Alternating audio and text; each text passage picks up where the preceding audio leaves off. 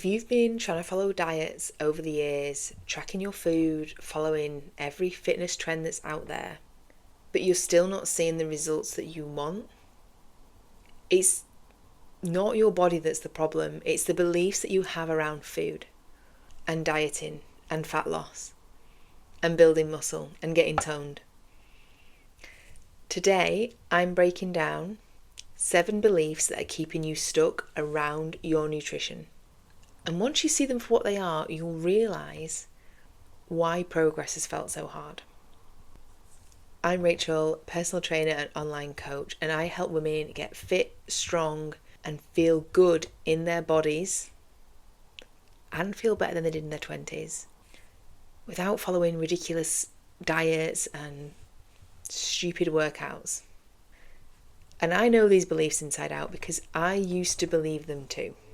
So, the first one, if I eat more, then I'll gain fat. So many women are afraid of eating more calories for fear of weight gain. Yes, you eat in a surplus, you're going to gain weight. But the problem is, so many women undereat for a period of time, a few days, then can't hack it anymore because it's too restrictive and it's too low calorie, that they significantly overeat. So what you think of as being low calories and what your normal calories are, it is from the days you are following it, but the days that you aren't, your calories are way up. So on average, it's still balancing out on a higher number. If you start on a higher number that's still in a little bit of a deficit, you're eating more day to day, but you're eating less than you would be with the yo-yo approach. Follow me? So say you're trying to stick to a 1200 calorie diet and you can do that for 3 days, but then for the rest of the week you eat 3000 calories. Your average for the week is going to be a lot higher than if you eat on average 1800 calories a day. And that's why eating more is helpful, because it's conditioning yourself and your brain and your beliefs that eating more is what's required, but you're still eating in a deficit compared to what your maintenance calories are. That leads me on to number 2. Lower calories means better results. You might see progress from eating in a calorie deficit, and therefore you think a bigger calorie deficit is going to get you better results or quicker results. More is not better. More of a deficit is not necessarily better, because it will lend itself to more feelings of restriction and the likelihood of more binging and overeating. You want to be able to diet on as higher calories as possible, because then you've got somewhere to go. You are also able to factor in more of the foods that you like, more flexibility, and not have to have food consume all your brain space. We also need to focus on the fact that we need to have sufficient calories and sufficient fuel to fuel our training so that we can train hard, we can train well, and fundamentally that we can feel good whilst doing it. Number 3, and that is that you have this belief that to get in incredible shape means you need to eat diet food, boring food, being super restrictive. Now, don't get me wrong, eating simple meals will make the process easier. But that just means having a clear rotation of meals that you eat on the regular that are aligned with your goal. It means sometimes cutting out a lot of the fluff and the brain space and the time that it takes. It doesn't have to. You can still make tasty meals that are aligned with your goal. It doesn't mean you have to eat boring food, bland food, rabbit food. But to get in incredible shape and look and feel and perform well, you need good quality nutrition. Now, if good quality nutrition is boring and bland to you, then that's another thing that you need to work on. But it should involve meat, fish, eggs, fruit, vegetables, some really good quality starchy carbohydrates. It means being selective with the type of processed food you eat. It means being balanced with foods that you really love and enjoy, and being balanced with alcohol. And the balance entirely depends upon the progress you want to make, how quickly you want to make it, and what you're willing to give up or reduce in order to achieve that. But the belief that it needs to be bland and boring, restrictive and unsustainable is not true. To eat well is one of the most sustainable things you can do. So it's changing that narrative. Number 4, the belief that you can't eat carbs if you want to lose weight. Carbs have become the enemy. They are the thing that you attribute weight gain to, and in order to lose weight you have to cut them out and you can't enjoy them.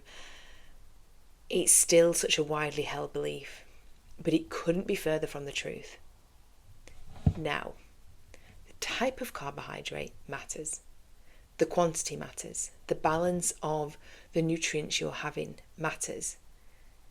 Yes, in the bigger picture, we're looking at calories. But if you want to perform well, if you want to function well, if you want to feel well, and you want to look your best, then you do have to be selective with the choice of foods that you're having. But that doesn't mean you can't have carbohydrates. It just means you maybe need to watch the quantity of the highly processed, high sugar, high fat carbohydrates. You know the ones I'm talking about. But there is no reason why you can't eat on a daily basis starchy carbohydrates, potatoes, rice, other starchy veg, fruit. So many women are still fearful of fruit. It's one of the best things that you can eat when you're in a fat loss phase, if you want to look and feel your best. Carbohydrates are so important for how you feel, how your training feels, and, for feeling satisfied with a meal as well.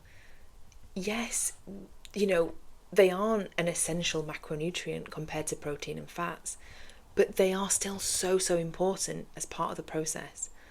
And you shouldn't fear them, and you shouldn't attribute weight gain to them.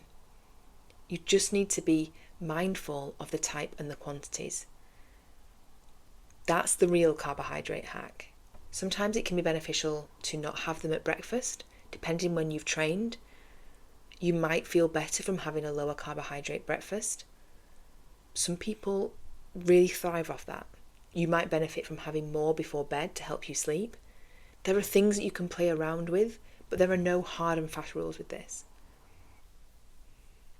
Number 5, the belief you have that if you don't track every single calorie, you'll lose control. Calorie tracking is an excellent tool. I fully support people tracking calories, being accountable to what they're eating, understanding what they're eating. But the reality is, it doesn't give you control. It's like a false sense of control. If you are that fearful of not tracking calories, you are out of control. You can do it day in, day out. You cannot be obsessed with it. But the minute you start to think that not tracking every last little gram is somehow going to be a problem, that's a belief that's going to keep you stuck in that cycle. Because you also should be able to go through periods where you don't track calories. You should track calories and understand nutrition enough to have maintenance periods where you're able to just be consistent eyeballing food and then occasionally track and rein it back in again. So the fear that you have of losing all control means you're already out of control, and tracking is giving you a false sense of security. If that's the case, it's time to come home to yourself and take your nutrition back to basics and understand what you're eating, how much you're eating, why you're eating, how you feel about it, and allow yourself to start trusting yourself with the decisions you're making. Number 6, And this is a big one. Low calorie foods are the way to go.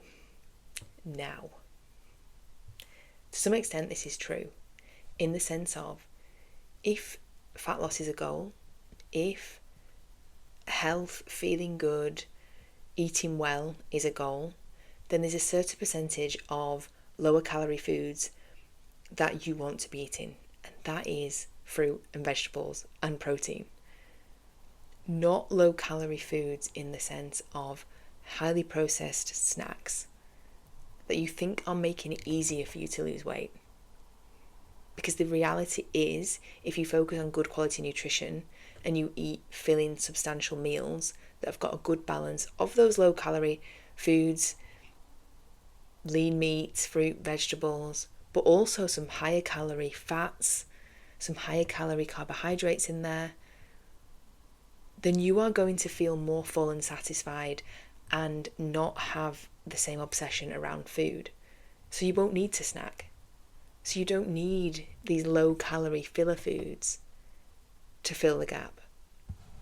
Nothing beats eating proper food, proper meals, filling yourself, giving yourself energy and fuel to function and perform well. That's the real hack,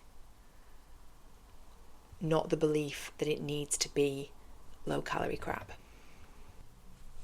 And number 7, the belief that you can eat whatever the hell you want as long as it fits your macros.